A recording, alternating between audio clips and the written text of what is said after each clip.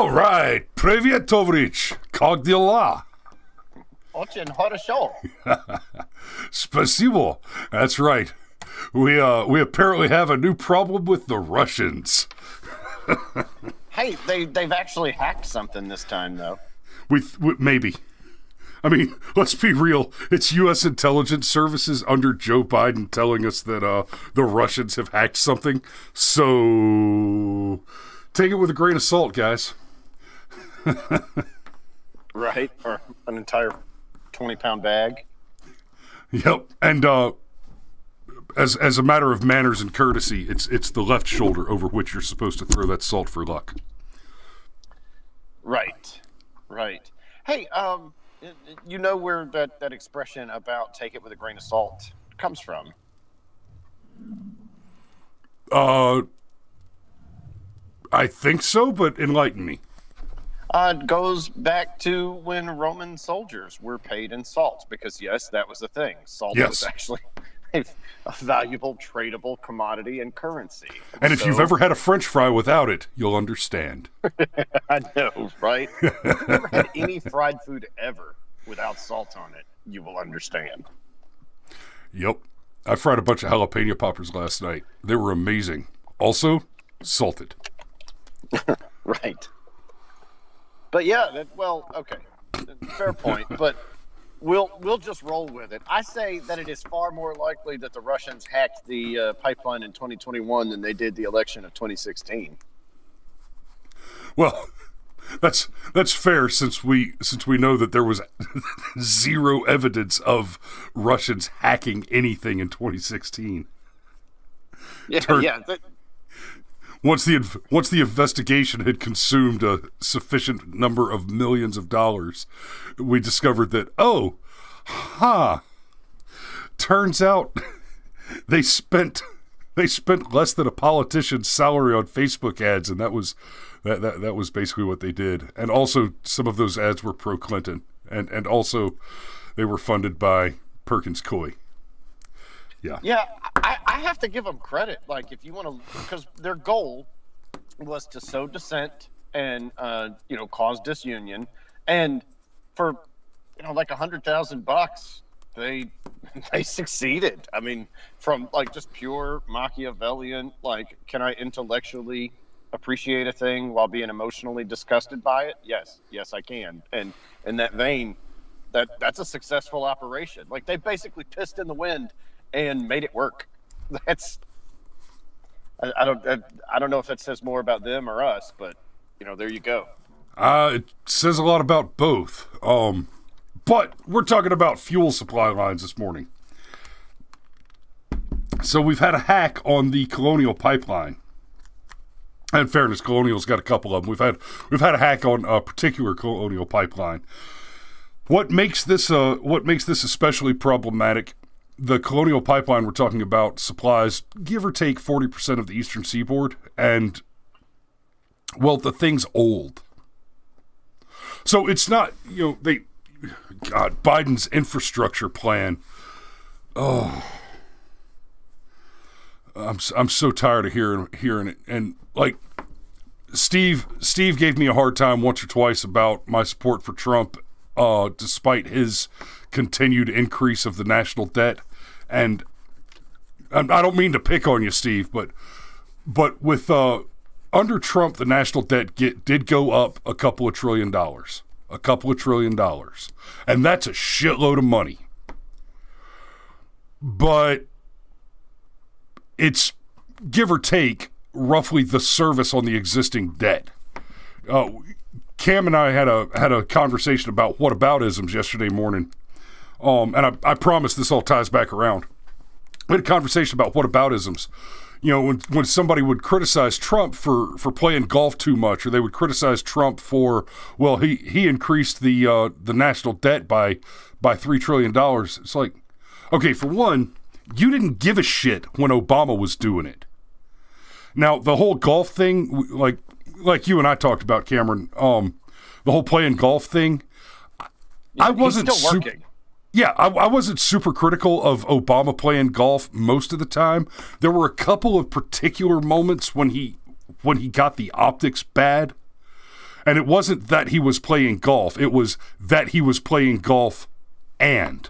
So, like, one of the mass shootings was one of the biggest ones where the optics were just terrible because there was a mass, I can't remember which one it was now, but one of the mass shootings, he came out and made some remarks and then immediately, like, he flew from the remarks podium to the golf course. And he didn't just go play, he went and played golf that day and then started another one of his very expensive vacations. And see, that was another thing between the two of them. When Trump did take anything resembling a vacation, he took it on his own dime and on his own property. Whereas whenever Obama took a vacation, yes, Patrick, it's just you and Steve on YouTube apparently.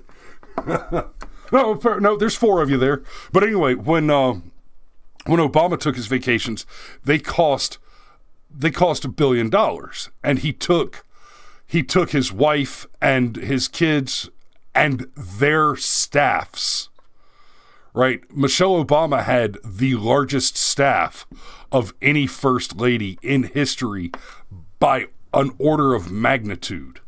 She had hundreds of people on her staff. She had a dozen some people that were just handling her getting ready shit, right?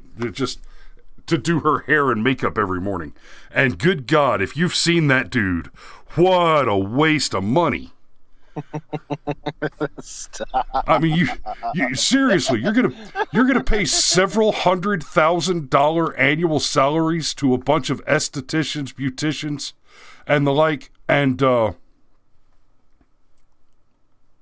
you still look like a dude. Anyway. I mean, for real, if I'm gonna spend $1 million on estheticians to make me look like a woman, I want to look like a woman. I don't want to look like a sausage in a dress. Okay. Pipelines, and what about it? I may have wandered off of the topic a bit. Big Mike! Anyway. I may also be wandering off the screen a little bit. Let me see if I can fix that. Oh, and hey, I think we got our... it would seem that I managed to get the audio back under control. And yes, Patrick, dude looks like a lady. But anyway, pipelines. The whataboutisms is really where I was going with that. Trump increased the national debt by a couple of $1 trillion. Obama tripled it. Obama took the national debt, the cumulative national debt of all previous presidents, 43 previous presidents, accumulated national debt. Obama tripled it from just over $8 trillion to just under $24 trillion in one presidency. That's not reckless. You don't get that by reckless spending. You get that by intentional sabotage. You don't triple a national debt because you're bad at money. You triple a national debt because you're actually quite good at money and using it as a weapon to destroy your enemies.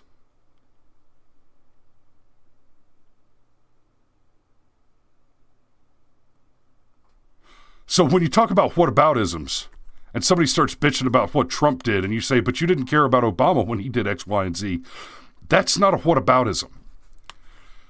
The point is, you didn't care about Obama, and you won't care about Biden doing the same thing now and worse. Jen McGinnis just chimed in. We're on the way to tripling the debt again with Biden. I'm about to get to that, Jen. You're right. And hey, good morning, Mommy. How's baby girl doing? Yeah, congratulations.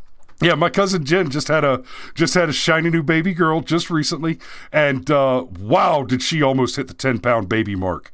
That's a whole lot of baby. I've got some giant kids, but that's a whole lot of baby. That's a pretty baby, though. I've seen the pictures, so congratulations. And she says she's doing good. I'm happy to report that. That's awesome. But when we talk about the whataboutisms, what people mean when they say whataboutism is they mean that you're just bringing up something in the past to distract from the topic at hand, but that's not true. Lefties tend to go to whataboutisms. They do. they'll mention something that's unrelated to be distracting. So it'll be something like Biden's, we don't like Joe Biden because he's an obvious pedophile. And they'll say, well, Donald Trump liked to have sex with hookers. Okay. Adult hookers. Yes, adult hookers. And I'm not a fan. I'm not. But how is the questionable morality of two adults engaging in a consensual activity comparable to what can only be considered not just rape, but the rape of children? You don't get that brazen about sniffing children, about putting your hands on children. You don't get that brazen about it without having a habit of getting away with it. Epstein didn't kill himself. Now, so that's what the lefties are doing when they pull a whataboutism. When the lefties complain about Donald Trump spending too much money and his national debt increased by basically the cost of the service on that debt, i.e. paying the interest on the national debt. Guys, it's debt. There's interest. It costs money to owe money. Being in debt isn't a problem just because it means that you have less money than you're earning currently. It's a problem because it's an ever-growing cancer. Debt costs money to carry debt. And if you're already in debt, then the money it costs to carry that debt is more debt costing debt. It's a positive feedback loop, right? It's like drinking the hair of the dog to cure your hangover in the morning, or pointing a microphone at the speakers. It's a constant cyclical problem.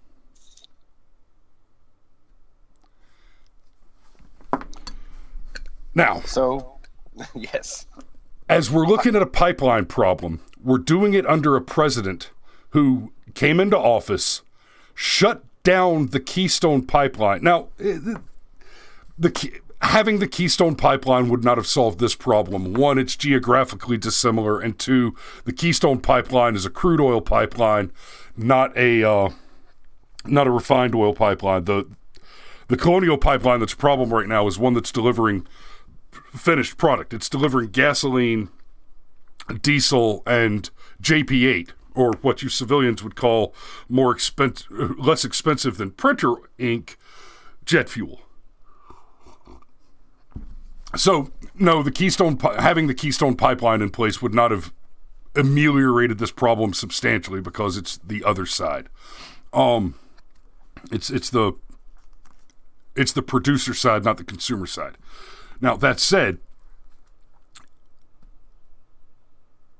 this knucklehead who has already spent $2 trillion, okay, the Trump complainers were complaining about a little less than $3 trillion, so like two and change, a little less than $3 trillion increase in the national debt over the 4-year term of Trump's presidency. This knucklehead has already spent $4 trillion and is proposing another $6. And that was all true less than 100 days into office. Right? So Joe Biden gets elected and immediately says, I want to spend $10 trillion. I want to spend more than 30% of the national debt. And we're not talking about an over 40 years plan or something like that either. We're not talking about sitting down and saying, well, I think we can solve poverty, but it's going to cost us $26 trillion over the next 50 years. No. We're talking about right now. He wants to spend this money right now. And a large portion of that money is coming from what's tagged as an infrastructure bill.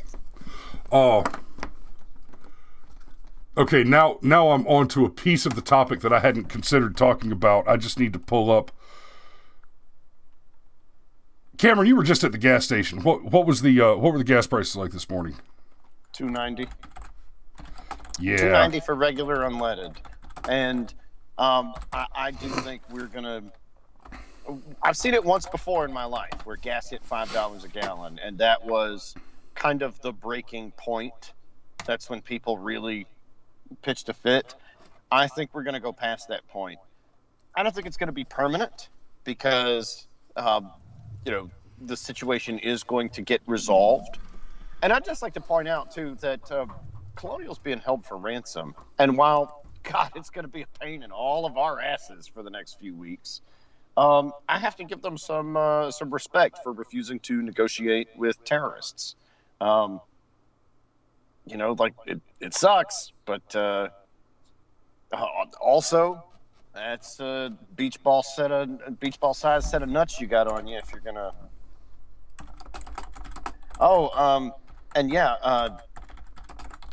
It is rather okay.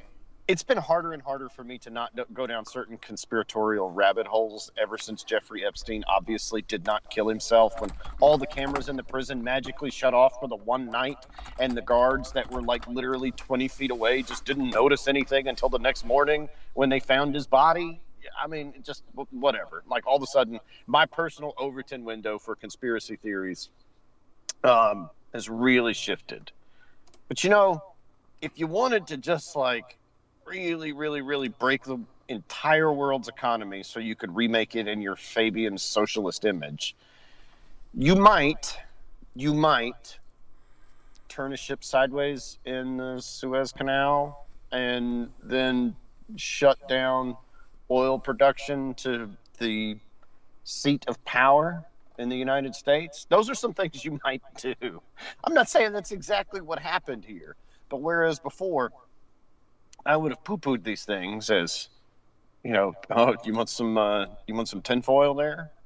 Now I'm like, well, yeah, hold on a damn minute. It's kind of funny. It's sort of like the whole thing with the convenient timing of the Lung Pao Sicken. Yeah.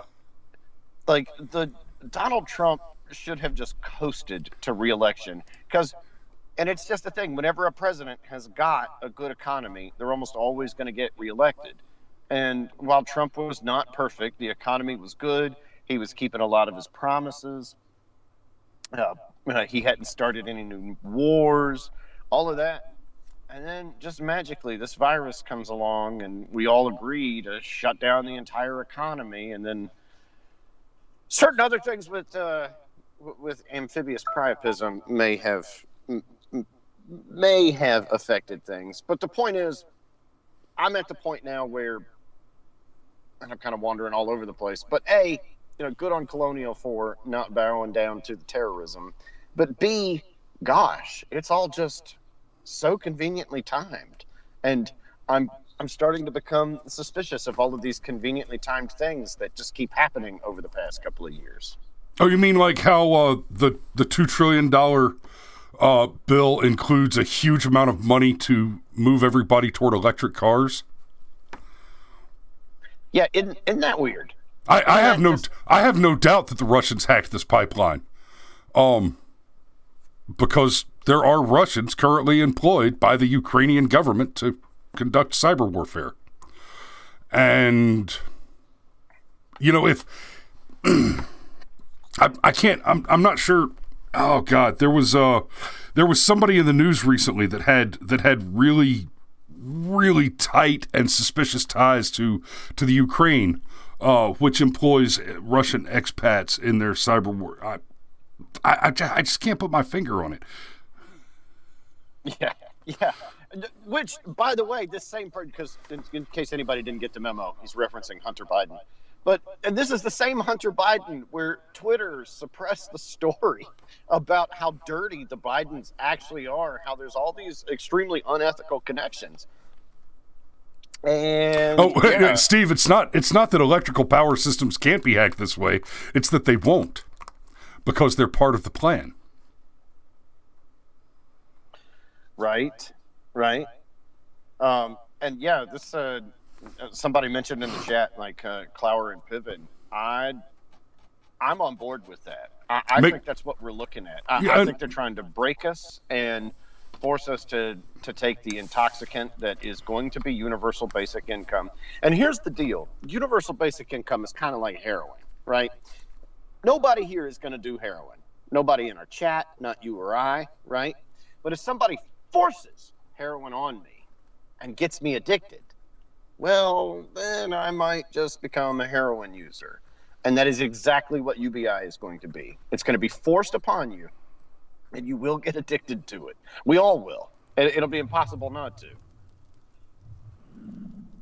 Yeah, they got you all good and drunk on involuntary extended vacations. And then while you were passed out from too many Mai Tais, they came around and jabbed you between the toes with a little bit of that sticky tricky. Yeah, that's sweet, sweet UBI. And you woke up with a mustache full of booger sugar and had no idea how it got there, except that somebody came up with a fistful of Happy White and said, "Hey, does this flower smell like cocaine to you?" Whoops. And you know what's crazy? And this is going to be one of those things. Hey, does this handkerchief full of cocaine smell like chloroform to you? Oh, gods! Yeah. Anytime an energy issue ever comes up, I'm always going to go back to the Pickens plan.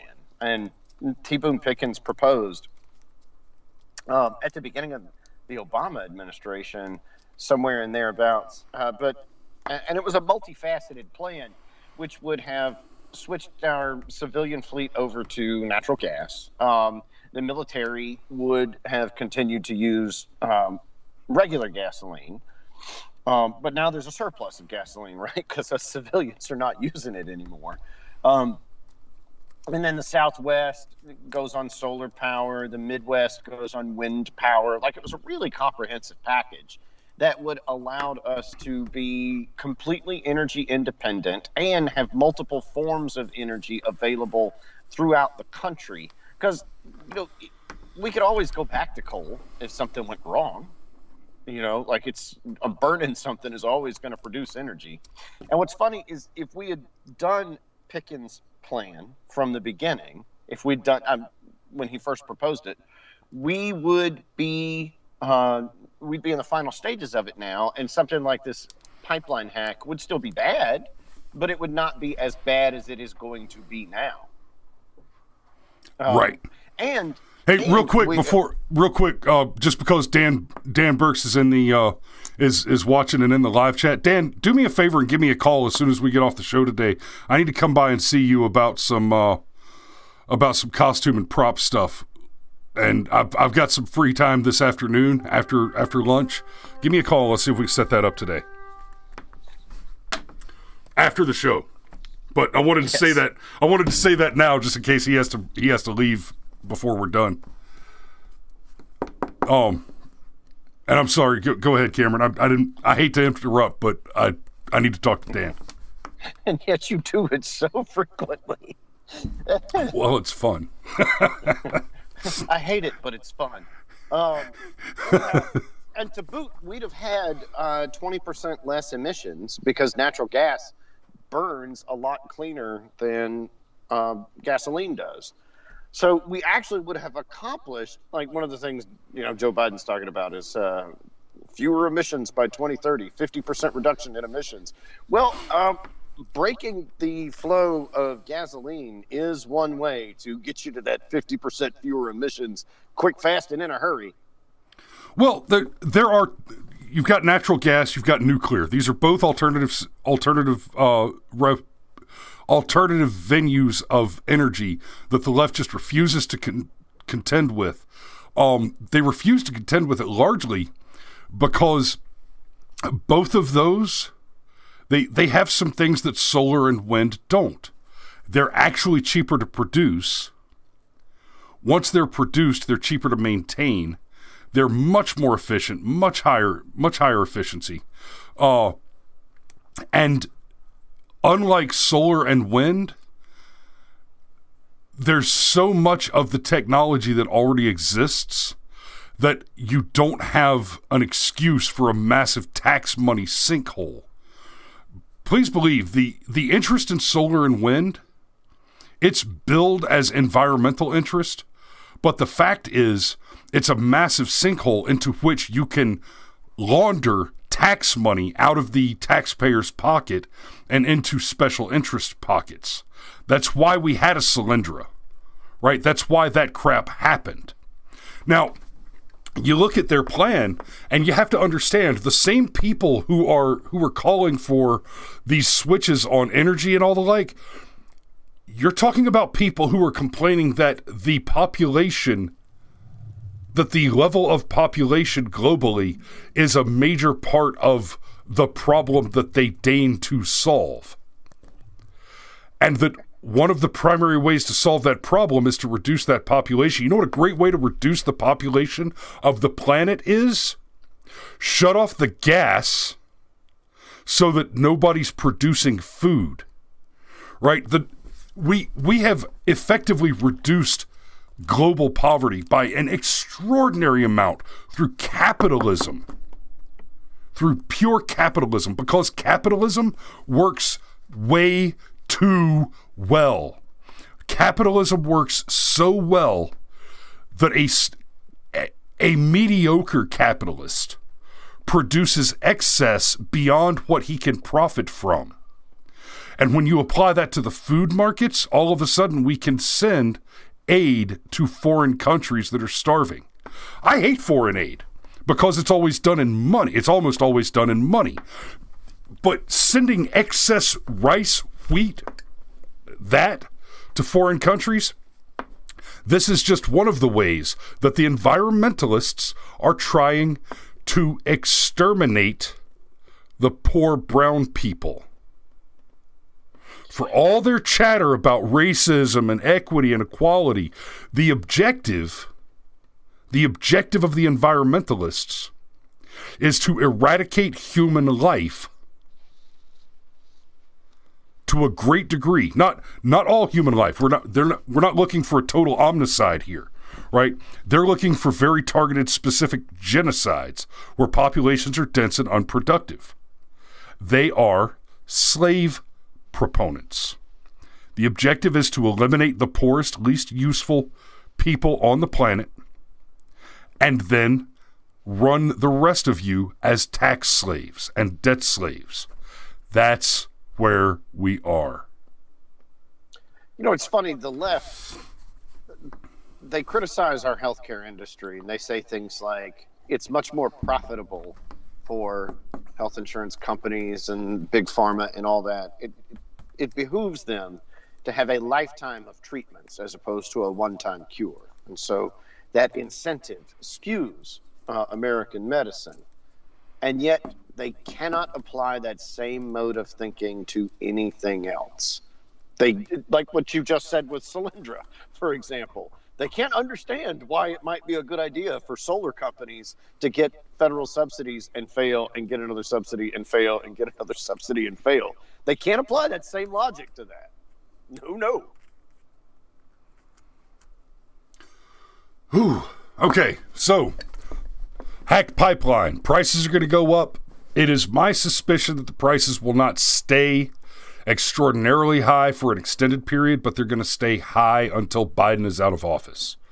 Okay, so what we're probably about to see, gas prices are going to spike locally here in Georgia, probably going to spike up to about $5 a gallon over the next week. We can change maybe $6. National average will be around $6.57 by the end of next week. That will taper down as we get a little deeper into the summer. But it won't fall all the way back down to the levels it's at now. This is a fantastic opportunity for them to reset the normal. Correct. It's going to be just like under the Obama administration. It's going to be, well, $4 a gallon gas is just the new normal, which was proved utterly false as soon as Trump got in office. It was almost instantaneous that suddenly the national average was under $2 a gallon again. Oh, just like how 1% to 2% economic growth was the new normal. Yeah, and we're not going to get way down the rabbit hole on the unemployment thing today. Maybe we just skip WTF Wednesday and talk about unemployment tomorrow. But that whole new normal thing, our economy is in a shambles comparatively. But I just want to put a little math in your head. Okay, we're looking at a just over 6% unemployment rate now. We may be about to scratch a $6 national average on gasoline temporarily and then drop back down to just below $4 national average shortly after that. I think that's probably what we're looking at. Increases in unemployment. Terrible, terrible job numbers. Guys, it took a global pandemic that was blown way out of proportion and made actively worse by Marxist policies around the world, and the election of an active Marxist puppet to get the U.S. economy the U.S. economy, which is now in big, big trouble by all the numbers, is so bad after Donald Trump that it's almost as bad as Obama's. Trump did so much that following a global pandemic and the election of a Marxist puppet to the White House, they've managed to get the economy all the way back down to Obama. Almost all the way. It's almost as bad as it was after 8 years of Obama. I'll give them another 100 days. You know where this is going. We all know where this is going. I do. This is going to $10 a gallon for your milk. This is going to $10 a gallon milk. Yep. Anyhow, we're over. Yes. Yeah, just a little bit. We are. Okay, thanks for watching, guys. We love you. And Dan, I'll talk to you in a few minutes. Y'all take care, and we'll see you tomorrow. Bye-bye.